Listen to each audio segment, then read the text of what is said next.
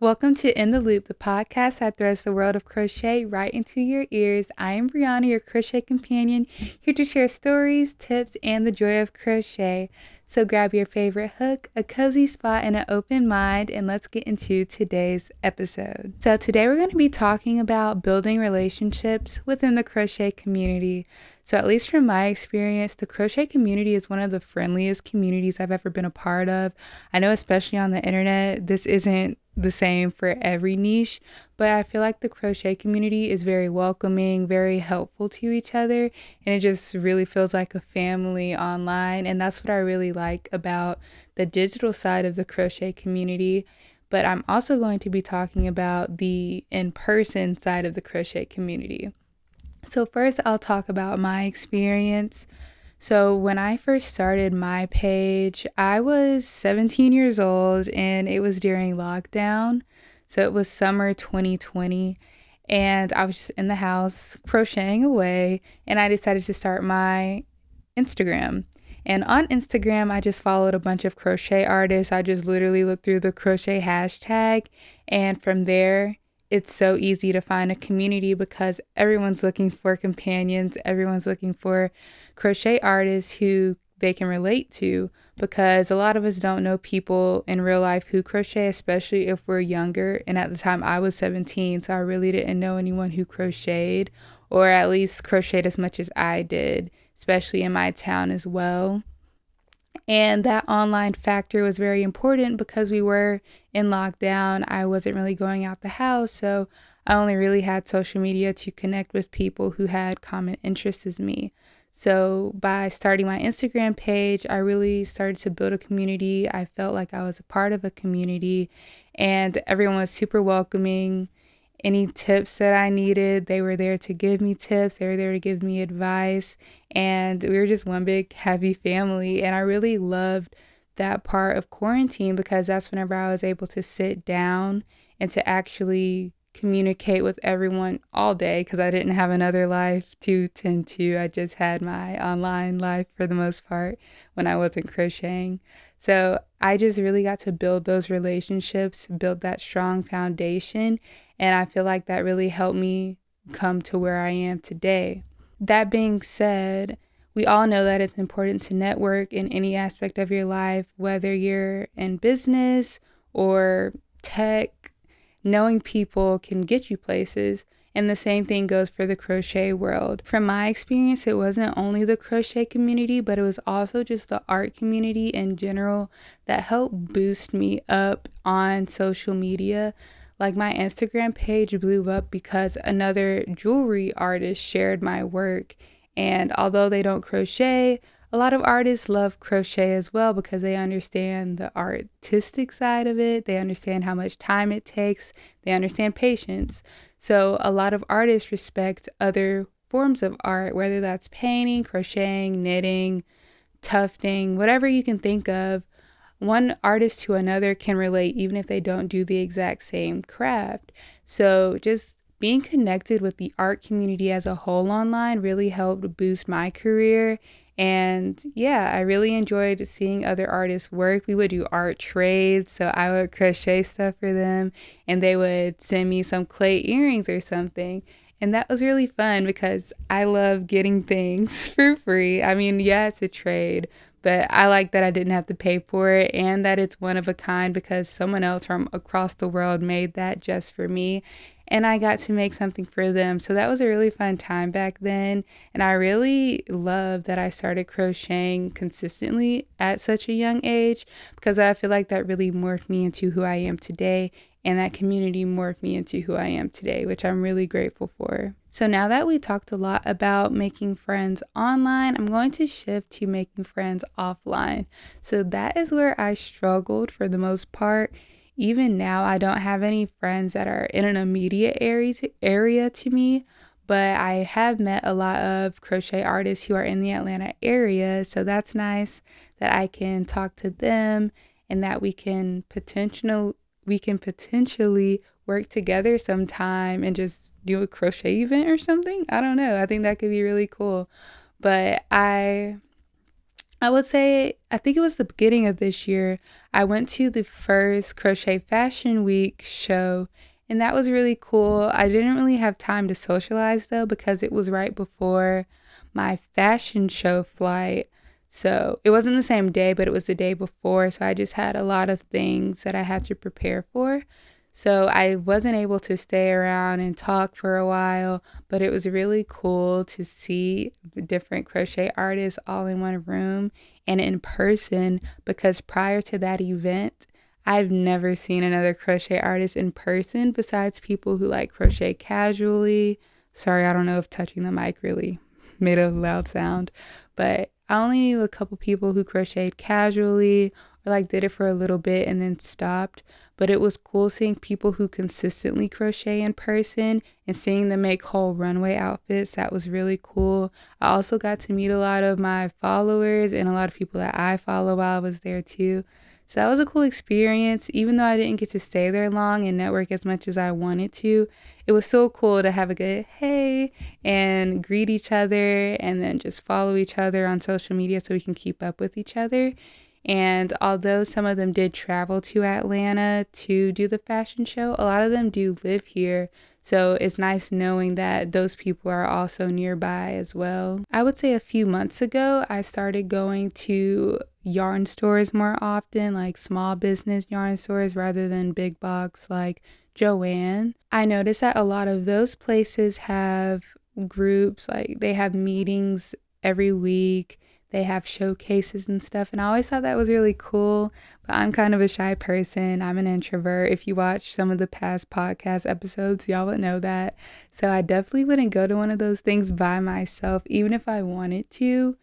And I didn't want to drag anyone there with me since no one else who's in my immediate presence crochets as much as I do. So I just don't want to bring someone to that environment when they wouldn't have the same experience that I have. It's nice that there are communities, especially in my area. I know some areas, like small towns, probably won't have a community, but that's why it's important to build that online presence and that online community. So hopefully you can meet people in your area through that online community, and then you can start an in-person community if you're at the right age. So I definitely wouldn't have done that if I was under 18. And even when I was 18, I'll say I wouldn't have done that as long as I was in high school, because in high school I was still 18 until I graduated. So yeah, but I would say as an adult, it's really fun to meet all these people. Again, make sure you take the proper precautions. If you're going to set up a meetup, make sure you know they're real. You don't want to get catfished. You don't want to get kidnapped. You don't know these days. So just make sure you're doing it safely if you are meeting up with an online person. And yeah, I'm sorry, I know I'm going all over the place, but that's just how my brain works sometimes. So hopefully you're still following along with me. But that brings me to my next topic, which is my crochet picnic. So I started my crochet picnic because, to be honest, I was too scared to go to these crochet meetings at the yarn stores. So I was like, I'll just try to make my own. And at first I tried to make a club. Well, I didn't try to make it. I thought about making a club at my college, but you need officers like a treasurer, a secretary, vice president, and all that. And I already don't know anyone else who crochets near me, so I just thought that wasn't an option. So I thought I could just do a picnic, and it could basically be a crochet club, just not associated with my school. So again, using social media to your advantage, you can just post a flyer, or I just posted a video first before I even made a flyer because I wanted to play it safe. So I was like, would anybody be interested in this? And whenever a lot of people said they would be interested, that's when I made the flyer. That's when I made the announcement. I made a Discord. I would just talk about it on my Instagram story, and then that's how everything started. So I've done 2 crochet picnics so far. We meet once a month, except I don't know if we'll continue meeting once a month once it gets really cold outside. We are having a meeting October 29th. That's a Sunday. I think it's the last Sunday of October. That'll be our next meeting, and it might be our last for this year, to be honest, just because I will be going back home, which is not in the Atlanta area. So I won't be able to attend, but everyone in the group is free to make their own meetups if they'd like to. But I just really like the picnic vibe, getting to know other crochet artists in person and that are my age too. And that's been really fun so far. I actually enjoy seeing who shows up every month and just talking about anything crochet related or just life related. I just love hearing other people's stories. And yeah, it's basically like watching a commentary video or just being on a live stream, but in person. I know that probably sounds so new aged. I'm sorry, but that's what it feels like. And you just crochet and you listen to everyone talk, you engage in conversation, and it's really fun. So I recommend, if you are able to, start a crochet group in your community. People will love it. People always thank me so much for starting this because they also love the experience of talking with other people who are our age and who have common interests. And I definitely don't regret starting that. And yeah, I'm excited for whenever it starts to warm back up, probably in the spring, and I can have more consistent picnics. It's just now it's getting a little colder. So like I said, unfortunately, this will probably be our last picnic for the year. But all in all, I hope that you really started thinking about the importance of building a community, especially in the crochet community. And you can also do that for any other hobby that you may have, any other interest that you have. I've always just been quick to make different pages for my different, for the things that I liked, I would always make an Instagram page. I was so quick to do it. Like with TV shows, I would make fan pages. I would make pages where I draw stuff for my friends. I would just have pages for my crochet account. That's the one that really did well. But I have like 6 Instagram pages probably. But I just loved having that sense of community in all of the communities I was a part of. So whether that be a TV show fandom or drawing, even though I was not that good at drawing, but it was just a nice outlet to have.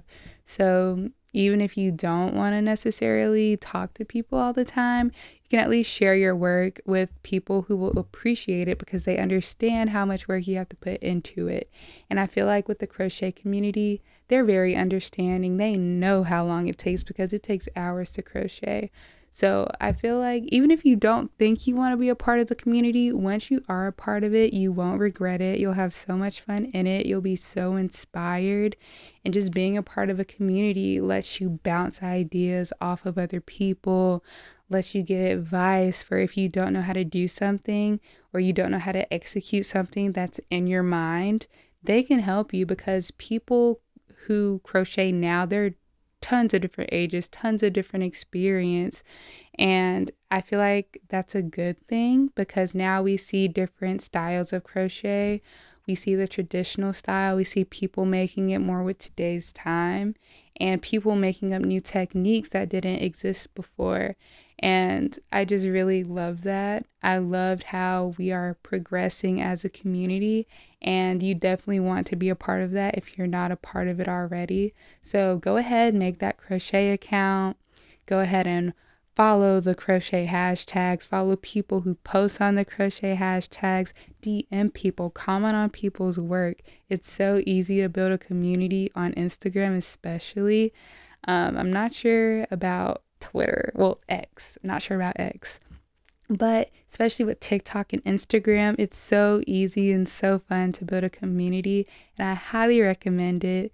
And yeah, I hope this video left you feeling positive, left you feeling more social, like a little social butterfly, because I'm pretty antisocial, but when it comes to crochet, I can talk about that all day. So I know this episode was pretty short, but I don't want to just keep dragging it out. I already said what I wanted to say, and I hope that you got a good message from this video. Peace.